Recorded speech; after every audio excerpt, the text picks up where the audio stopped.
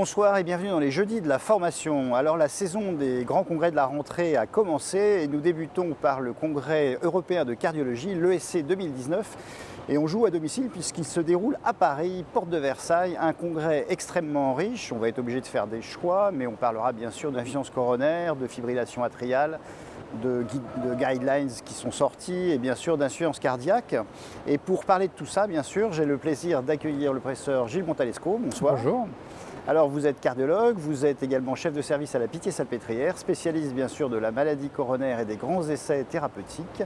Et à ce titre, vous allez nous aider à expliquer un petit peu toutes ces innovations pour les non-cardiologues, les autres médecins avec qui vous travaillez au quotidien. Alors si on commence avec l'insuffisance coronaire aiguë, c'est une maladie où il y a eu bien sûr beaucoup de progrès. Vous nous rappellerez peut-être l'évolution des chiffres de mortalité de ces dernières années, mais est-ce qu'il y a eu à cette ESC des progrès sur le diagnostic? En particulier, je pense, les formes où il n'y a pas d'anomalie électrocardiographique. Oui, alors depuis des années, on vit avec des améliorations diagnostiques qui tournent autour de la troponine. On a eu des tests de troponine standards, puis hypersensibles, et puis les kits s'améliorent de jour en jour. Et on en est à faire des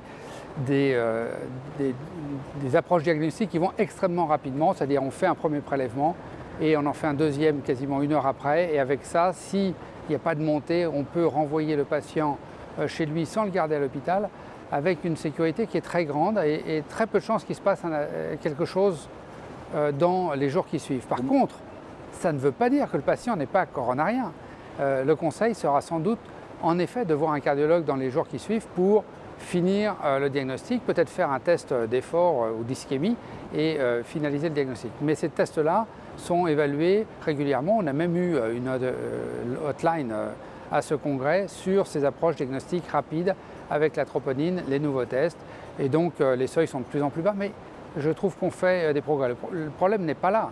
Dans nos services d'urgence où on attend non pas une heure ou 2 heures, mais plutôt 10 ou 20, on voit qu'il y a une amélioration de la technologie qui n'est pas en phase avec ce qu'on passe comme temps dans un service d'urgence. Mais c'est un autre problème. Et à partir de là, qu'est-ce qui a changé dans la prise en charge à la phase aiguë pour qu'on comprenne un peu les enjeux et ce que vous faites, même si on ne va pas le reproduire? On a parlé de fibrinolyse, on a parlé maintenant de dilatation, d'angioplastie avec des stents. Tout ça, c'est un domaine qui est extrêmement changeant d'une année sur l'autre. Est-ce que la fibrinolyse, par exemple, ça, il faut encore la faire ou est-ce qu'il ne faut plus la faire? Alors, premièrement, les morts cardiovasculaires en France, c'est 150 000 morts par an à peu près. Ça diminue peu à l'heure actuelle. La deuxième chose, c'est qu'il y a un tiers des patients qui n'arrivent jamais à l'hôpital. Le premier symptôme de la maladie, c'est la mort subite.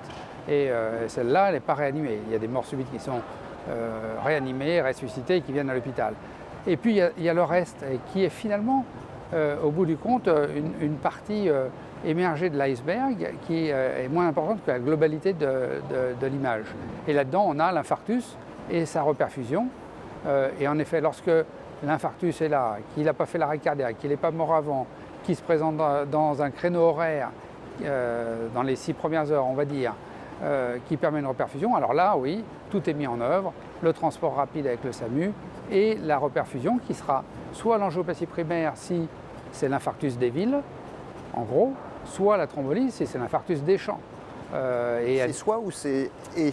Alors, c'est l'un ou l'autre encore au jour d'aujourd'hui, mais quand on a l'infarctus loin d'un centre avec salle qui permet de faire une angioplastie primaire, on a la thrombolyse, la consigne étant de ramener vers un centre qui a une salle de cathétérisme, car on ne sait jamais, on peut échouer avec la thrombolyse, on peut avoir une thrombolyse qui marche, mais l'artère va se reboucher, on peut avoir un patient qui va passer en choc, et donc ce patient doit aller vers des centres dits lourds, équipés correctement pour qu'on puisse prendre en charge les échecs, les complications. Il ne faut pas laisser un infarctus en race campagne avec peu de moyens. Donc si j'ai bien compris, on est toujours time is muscle, c'est toujours le cri de guerre des cardiologues interventionnels. Et donc en fonction effectivement des configurations, des délais et ainsi de suite, on peut, l'angioplastie ça reste le maître mot, mais on peut la remplacer ou la faire précéder d'une fibrinolyse si les délais vous paraissent trop longs. Si les délais de transfert sont trop longs, c'est exactement ça. Et le mariage... Il va falloir l'envisager alors. Oui, alors d'abord le mariage des deux, c'est plutôt non. Il y a eu des tentatives, ça ne marche pas très bien. Et à Paris, tout dépend. Encore une fois, quand vous arrivez dans un grand hôpital qui est bien équipé, oui, l'angioplastie primaire marche très bien. Et Paris intramuros, c'est une ville d'angioplastie primaire. Il n'y a plus de thrombolyse en Paris intramuros. Par contre, dès qu'on passe le périphérique, alors la thrombolyse réapparaît parce que les délais augmentent, les bouchons augmentent et qu'on a besoin de faire autre chose pour aller ouvrir cette artère. Alors tout s'est bien passé, on a pu dilater la lésion coupable, il y a un traitement antiagrégant, il y a eu des changements assez rapidement pour qu'on comprenne ce qui se passe. Alors, on voit les ordonnances qui arrivent. Oui, alors l'aspirine a toujours été là et est encore là. Pour combien de temps, c'est une autre question. On a vécu avec le Plavix, le clopidogrel, et maintenant c'est générique. Donc c'est vrai que quand on a un stent, on a vécu très longtemps avec aspirine et clopidogrel. Et puis on a eu les nouveaux, qui sont plus nouveaux, ils sont là quand même depuis suffisamment longtemps, P2Y12, qui sont le prasugrel et le ticagrelor. Et ces deux médicaments ont une recommandation de classe 1 dans les guidelines de la Société européenne et donc sont recommandés en première ligne sur des événements comme l'infarctus du myocarde. Alors, ils ont eu des études différentes, mais on n'avait jamais opposé ces médicaments entre eux, et ça vient d'être fait pour la première fois et présenté à ce congrès. On a opposé dans une même étude, les Allemands ont fait cette étude, le ticagrelor au prasugrel, tête contre tête, dans une étude où on a essayé de savoir si il valait la même chose ou s'il y en avait un qui était meilleur que l'autre. Ils pensaient, eux, les Allemands, que le ticagrelor sera meilleur que le prasugrel, c'était l'hypothèse de départ. En fait, ils trouvent l'inverse. Et c'est une différence significative, le prasugrel. À la fois sur l'efficacité et sur les saignements. Sur l'efficacité, c'est hautement significatif. Il y a une tendance aussi sur les saignements qui n'est pas significative. Donc le médicament gagne un peu sur tous les tableaux. Il faut dire que ce n'est pas seulement une comparaison de deux médicaments. Les stratégies avec les deux médicaments sont différentes parce qu'il y a une histoire derrière des deux médicaments et que par exemple, sur ce qu'on appelle les non-stémies, le prasugrel n'est pas donné en pré-traitement alors que le ticagrelor l'est. Ça a pu jouer. Et donc on verra ces associations, on les verra pendant combien de temps? Ça dépend des stents, ça dépend des malades ou c'est maintenant un peu fixe? Alors en gros, vous faites un infarctus ou un syndrome coronaire aigu, vous avez un an de traitement, quoi qu'il vous arrive. Double traitement. On peut imaginer le réduire parce qu'il y a un haut risque hémorragique, mais globalement c'est un an de traitement. D'accord. À partir de là aussi, on est confronté à des malades où on les voit arriver, certains n'ont eu qu'un stent et il y en a d'autres qui ont eu plusieurs stents. Alors sur cette question, faut-il se contenter de traiter la lésion coupable, comme vous dites, ou faut-il traiter la lésion coupable et les autres qui risquent d'être coupables bientôt? Est-ce qu'il y a eu des nouveautés? Alors oui, il y a des nouveautés. Ça a été, pour nous, dans la salle de cathétérisme, c'est une vraie question. Le malade arrive pour un infarctus avec une artère manifestement bouchée. Est-ce qu'il faut faire que cette artère et surtout pas prendre de risque sur les autres artères? Et on le remet dans un lit et on voit plus tard ce qu'on fait sur les autres artères. Ou est-ce que si on voit d'autres artères malades, il faut tout traiter en même temps? Il y a eu plusieurs petites études qui ont été d'ailleurs bien publiées ces dernières années. Et puis là, on en a une plus grosse, qui est une étude complète, qui a été présentée et qui a évalué cela et qui dit globalement, vaut mieux tout revasculariser dans les infarctus. Mais c'est tout revasculariser, pas forcément dans la même session d'angioplastie. Ça peut être, se remettre, quoi. On débouche l'artère. À 2 heures du matin, est-ce qu'il faut prendre tous ces risques au même moment avec une équipe qui est limitée et dans une situation qui n'est pas optimale? Je ne suis pas sûr. Mais ça pouvait être dans la phase hospitalière initiale, voire un peu décalé. Donc, mais l'idée, c'était... On peut attendre combien jusqu'à... Plusieurs jours. Plusieurs jours. Et donc, ça marche mieux que de dire je fais l'artère coupable et surtout je ne touche à rien d'autre. D'accord. Et ça, c'était quand même une attitude très conservatrice, qui n'est même pas ce qu'on fait à l'heure actuelle. Quand on a une sténose très serrée sur une autre artère, surtout si on a une ischémie démontrée, on va la traiter. Là, non, ils ont été très durs et très conservateurs. Et donc, la stratégie actuelle, elle est entre les deux. peut-être qu'on va se faire un peu plus de revascularisation systématique dans Alors, les mois les qui viennent. stents actifs, c'est ceux qui sont enduits avec différents produits visant à limiter la resténose. Ils ont eu la peau des stents nus. Il y en a plein des stents actifs, on a l'impression qu'il y en a presque chaque année qui sortent. Est-ce qu'on a des idées des efficacités réciproques de chacun? Est-ce qu'il y a eu des comparaisons au particulier? Oui, alors c'est une des études présentées en hotline à nouveau et qui a été publiée dans le Lancet en même temps. On a la première étude qui a comparé 2 stents actifs différents, l'un avec des plus petites mailles et un polymère où se trouve la drogue qui est résorbable, alors que l'autre a des mailles un peu plus grosses et un polymère qui n'est pas résorbable. Ces 2 stents étant 2 très bons stents qu'on utilise tous les jours. Une étude randomisée qui a comparé cela avec un suivi et qui pour la première fois nous montre en effet que le premier, les petites mailles et le polymère résorbable est supérieur dans l'infarctus. Donc il peut y avoir des différences. Donc il y a des différences. C'est quand même des différences sur des critères qui ne sont pas très durs. Ce n'est pas de la mortalité, ce n'est pas du réinfarctus. C'est en général de la nouvelle revascularisation du vaisseau. Mais on voit que les générations de stents actifs passants, on a des stents de nouvelle génération qui sont plutôt plus performants que les stents d'ancienne génération. Et donc ça veut dire qu'il y aura des progrès sur ces stents, c'est les cardiologues qui vont gérer.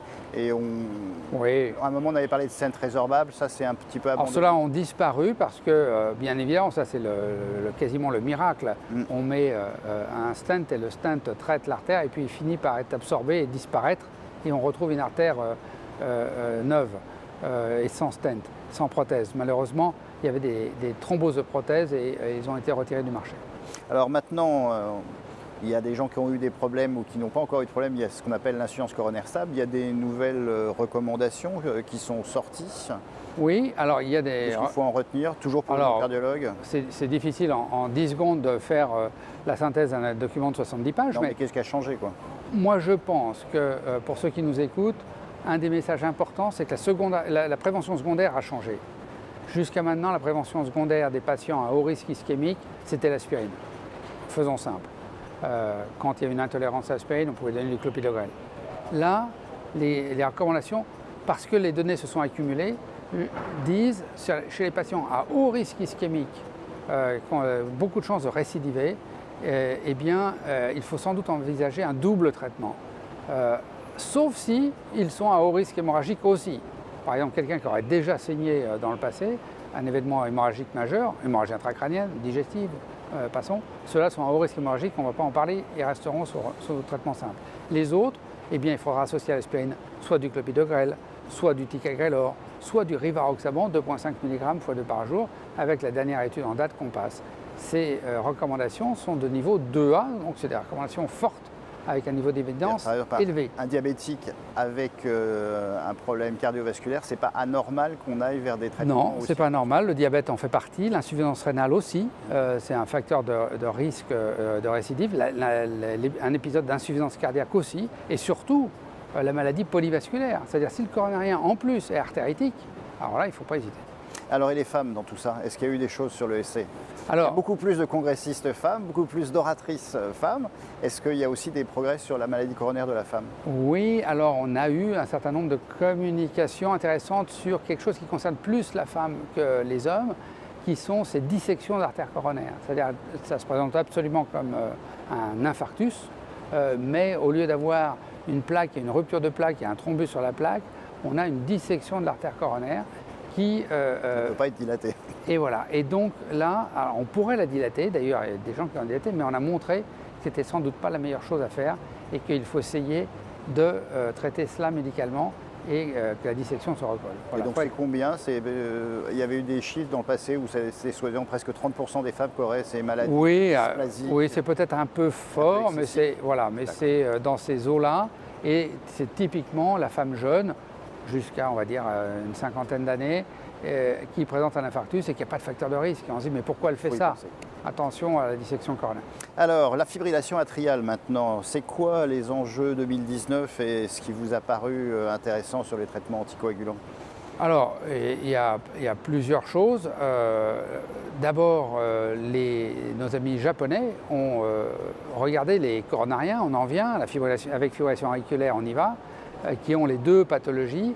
Et on a un petit problème, c'est que ces coronariens sont redevables de l'aspirine au moins en prévention secondaire et la fibrillation auriculaire, l'anticoagulant. Alors on mettait les deux, mais il y a un surrisque hémorragique. Là, ils ont fait une étude où ils ont dit, après un an, qui est la période initiale de suivi de ces coronariens, eh bien, on va randomiser les patients pour faire que le traitement anticoagulant, ici avec du rivaroxaban, une dose japonaise, 10 ou 15 mg, ou faire le même anticoagulant avec de l'aspirine. Et on regarde ce qui se passe. Et surprise, ça se passe beaucoup mieux avec un seul médicament, à la fois sur la sécurité d'emploi, c'était attendu, moins d'hémorragie, mais aussi sur les événements ischémiques. Parce que bien évidemment, quand un patient saigne, on arrête celui qui reste, il se met à faire l'infarctus et c'est la catastrophe. Donc c'est une étude qui montre une supériorité à la fois sur l'efficacité et à la fois sur les hémorragies en enlevant un médicament en prévention secondaire. Et l'aspirine, ça marche dans la fibrillation atriale? Non, mais ils ont l'anticoagulant, tous ont l'anticoagulant. D'accord. Donc on garde l'anticoagulant de la fibrillation auriculaire et il fait aussi le traitement de la coronaire. Et on se débarrasse de l'aspirine qui a, entre nous soit dit, un vrai potentiel hémorragique. D'accord. Et alors on a aussi, on a toujours le réflexe de dire les essais c'est intéressant, mais alors les malades sont tellement sélectionnés qu'on ne sait pas si ça ressemble à quelque chose. Donc le gouvernement, enfin la CNAM demande des études en vraie vie. Est-ce qu'il y a eu des nouveautés là-dessus qui vous paraissent de nature à nécessiter d'être commentées? Alors il y en a une qui a été présentée à ce congrès, qui est l'étude Naxos, qui est une étude de ce type, sur des bases administratives. Ici de la sécurité sociale, et donc on regarde ce qui se passe. C'est les données entières de la population. Population française, donc ça fait des très grosses... Et puis, c'est pas une randomisation, mais c'est les vrais malades, quoi. Ah, c'est des vrais malades de la vraie vie, et on peut faire de la statistique fine pour essayer de faire que ça ressemble à une étude randomisée, même si ça n'est pas ça, en faisant des scores de propension en particulier, pour que les deux groupes se ressemblent quand on veut comparer deux traitements. Donc là, ça a été fait, où l'apixaban a été comparé à la coumadine ou aux anticoagulants antivitamine K et aux autres AOD. Ils se comportent particulièrement bien dans cette situation, à la fois sur le versant hémorragique et sur le versant ischémique. On en a vu d'autres avant avec les autres AOD. Globalement, donc en pratique, ça veut dire que ça valide le message des essais thérapeutiques? Oui, parce que rappelons-nous quand même que les autorités nous avaient lancé des messages inquiétants sur les AOD pour éviter des prescriptions lorsqu'ils ont été mis sur le marché, en disant ça va saigner plus, il n'y a pas d'antidote, on ne contrôle pas l'anticoagulation. En pratique, on s'aperçoit que les études qu'ils ont commandées eux-mêmes pour montrer cela tombent à l'eau, puisque c'est toujours mieux que les antivitamines K, à la fois sur l'efficacité et sur les... Donc la FA non valvulaire, le problème est un peu réglé, quoi. Il est réglé, c'est AOD, absolument. Il faut qu'il y ait des comorbidités pour garder ce truc-là. Et alors on a aussi le problème des gens qui ne peuvent pas prendre d'anticoagulants et qui ont une fibrillation atriale. Et là, il y a eu toutes ces histoires qui ont été développées autour de l'atrium. Alors c'est quand même, ça c'est une nouvelle technique il y a quelques années, où lorsque les patients ont la fibrillation auriculaire emboligène ou à haut risque emboligène et qu'ils ne peuvent pas avoir d'anticoagulant parce qu'en fait ils ont fait un accident hémorragique grave, il y a des solutions. Et les solutions, c'est d'aller fermer l'auricule gauche avec une prothèse qu'on met dans l'auricule gauche étant la source des embolies cérébrales. Et donc cette prothèse permet en effet d'éviter les AVC de manière aussi efficace que ce qu'on fait avec les anticoagulants, mais aussi sans les anticoagulants. Le seul problème, c'est que quand on met la prothèse dans cette oreillette, il y a une période qui va durer environ 3 mois, où on ne peut pas s'affranchir d'un traitement pour éviter les thromboses sur les prothèses. Parce qu'il faut qu'il y ait un biofilm qui se mette sur cette prothèse qui n'est pas... Il faut qu'elle soit recouverte pour avoir une protection naturelle. Et donc, dans cette période-là, on ne sait pas ce qu'il faut donner, des antiplécataires, des anticoagulants. On a fait une étude française, étude EDRIFT, multicentrique, 10 centres. On a regardé un AOD avec une dose réduite, parce que ces patients ont des contre-indications aux anticoagulants, versus le traitement antiplécataire double. Et globalement, les AOD, le rivaroxaban, dans ce cas, fait mieux que les antiplécataires pour contrôler la génération de thrombine. C'est une petite étude, mais c'est la première démonstration que c'est faisable et que ça pourrait en effet être une solution pour éviter des associations d'antiplaquettaires. Pendant la première partie donc. Pendant les 3 premiers mois. Après, on arrête parce qu'on ne veut pas leur donner de médicaments qui fassent saigner. Autre chose sur la fibrillation dont vous vouliez parler? On a fait un... Non, il y avait une autre étude qui a comparé cette fois-ci les AOD, une étude tchèque qui a comparé les AOD avec la fermeture de l'auricule gauche, voir s'il y en avait un meilleur que l'autre. En fait, les deux font aussi bien, ce qui prouve que la fermeture de l'auricule gauche marche pour prévenir les AVC. Reste, le problème, c'est que le suivi est court et qu'on aimerait un suivi plus long pour voir ce qui se passe à distance. Alors après, l'insuffisance cardiaque, maintenant, autre grand domaine où d'habitude les innovations sont assez difficiles. Et là, on a vu apparaître la première étude comparant, si j'ai bien compris, un inhibiteur du SGLT2, c'est-à-dire théoriquement un antidiabétique oral, qui a comparé son efficacité parce qu'on avait remarqué que chez les diabétiques, on réduisait la progression, voire la mortalité par insuffisance cardiaque. Et là, on l'a fait dans une population où il y avait des diabétiques, mais il y avait aussi des non-diabétiques. Ouais. Et donc, ça vous donne quoi à peu près? Alors, c'est en effet des données qu'on avait vues avant aujourd'hui avec d'autres molécules ou avec celle-ci, qui est le fait que ces médicaments, qui sont un peu diurétiques, il faut bien le dire, permettent de prévenir l'insuffisance cardiaque et chez les patients qui étaient diabétiques dans les études qui avaient été faites. Au point que les gens se sont demandé est-ce que ça ne pourrait pas devenir un traitement de l'insuffisance cardiaque avec ou sans diabète. Et ça a été testé dans une étude qui s'appelle DAPA-HF, avec la dapagliflozine, qui a regardé l'effet de ce médicament dans l'insuffisance cardiaque. Et le critère de jugement, c'était la mortalité cardiovasculaire combinée avec une récidive d'insuffisance cardiaque, motivant une hospitalisation ou un traitement en urgence. Et aux surprises, ça marche remarquablement bien, puisqu'on a une réduction du critère primaire de l'ordre de 25%, et on a une réduction de la mortalité de 18%, mortalité cardiovasculaire et mortalité totale, avec ce médicament. Et ce qui est très intéressant, les patients n'avaient pas besoin d'être diabétiques pour entrer dans l'étude, et quand on regarde ceux qui étaient diabétiques et ceux qui ne l'étaient pas, l'effet est exactement le même. C'est donc un effet qui est indépendant. Pas lié à l'hypoglycémie. Un effet indépendant du diabète. Vous gagnez en plus une perte d'hémoglobine glyquée qui est toujours bonne à prendre. Mais voilà, on a des nouvelles pistes pour traiter et prévenir l'insuffisance cardiaque. Et ça concerne tous les types d'insuffisance cardiaque ou certains, c'est l'insuffisance cardiaque avec une diminution du débit d'éjection? Alors on distingue en général l'insuffisance cardiaque à fraction d'éjection préservée ou altérée. Là, on est plutôt dans des conditions de fraction d'éjection altérée. Donc on sait que ce n'est pas l'effet hypoglycémiant qui serait responsable de cet aspect-là. Il y a un effet diurétique mais qui n'est pas forcément majeur. C'est quoi? Ça peut être aussi un effet sur le rein? Ça peut être autre chose? C'est probablement un effet multi-organe. C'est probablement aussi quand même un effet sur la fonction cardiaque qui est améliorée par ces médicaments qui contrôlent mieux la glycémie. Mais l'effet principal, je pense, c'est quand même l'effet diurétique. Alors en France, il y a un blocage sur cette classe de médicaments particulière qui existe depuis plusieurs années maintenant. On aimerait que ce soit que sur cette classe. Il y a un blocage global sur toutes les innovations thérapeutiques. Et donc maintenant que les cardiologues ont validé les constatations des diabétologues, est-ce qu'on a une chance de voir un jour arriver ces classes médicamenteuses? Je n'en sais rien.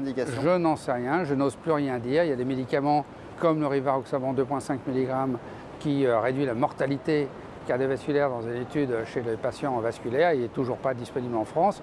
Par contre, vous pouvez envoyer vos patients en Allemagne, en Angleterre, en Andorre, chercher le médicament, c'est disponible ailleurs. Alors, dans ce congrès, il y a eu aussi 5 nouveaux guidelines, certains très spécialisés pour les cardiologues. On a parlé des guidelines sur l'insuffisance coronaire qui peuvent concerner tout le monde puisque c'est des histoires de risque.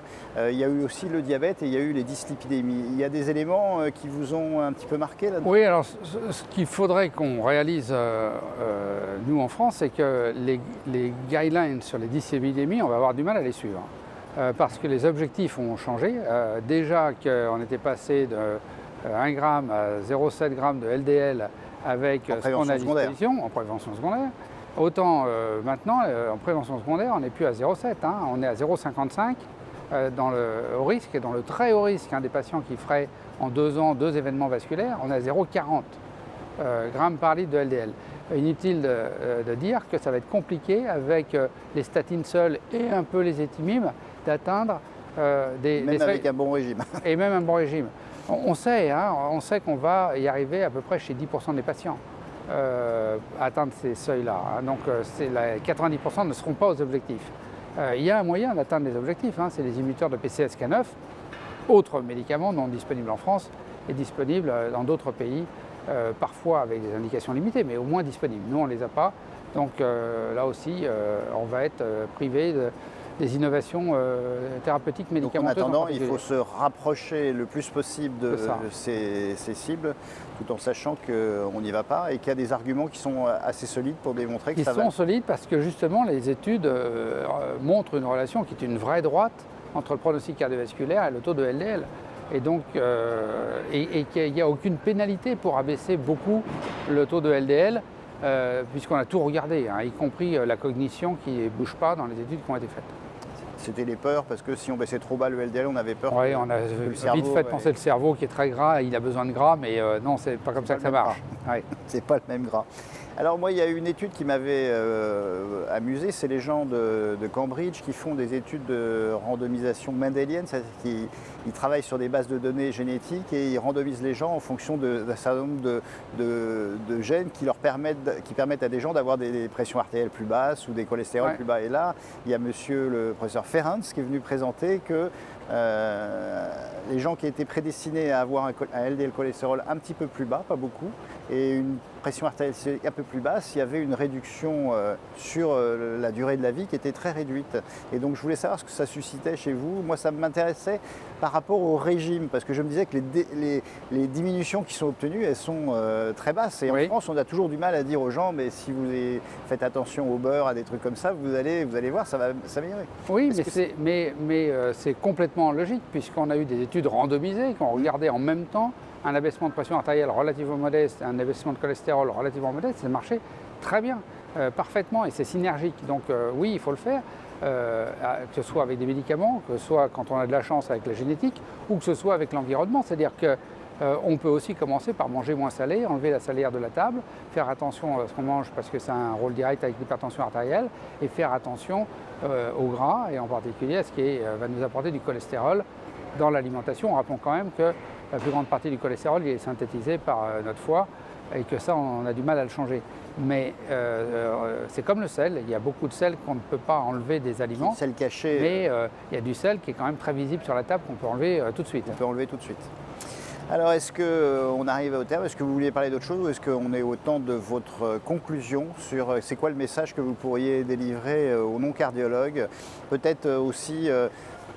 c'est vrai que la cardiologie, c'est un monde qui évolue tellement vite que ça effraie peut-être les autres spécialités et que la collaboration peut parfois être un peu décalée entre les cardiologues, les médecins généralistes, les rhumatologues, les autres.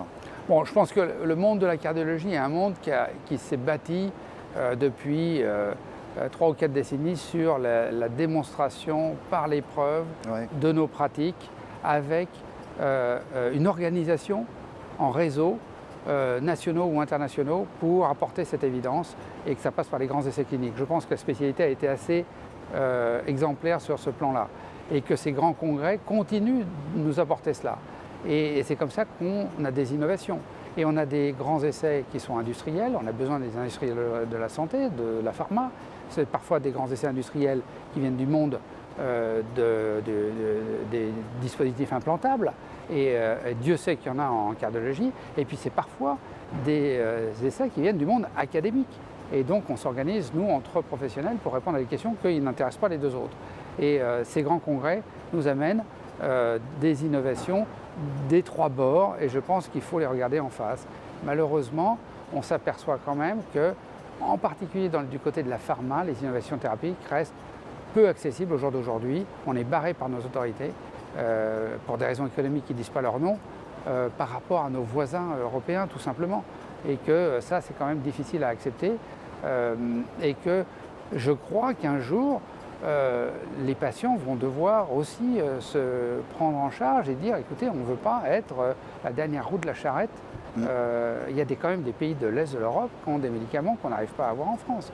Donc il va falloir, je pense, qu'on se repose la question de l'accès aux innovations thérapeutiques pour les patients, si on veut essayer de suivre les simples recommandations européennes qui, elles, suivent l'évidence.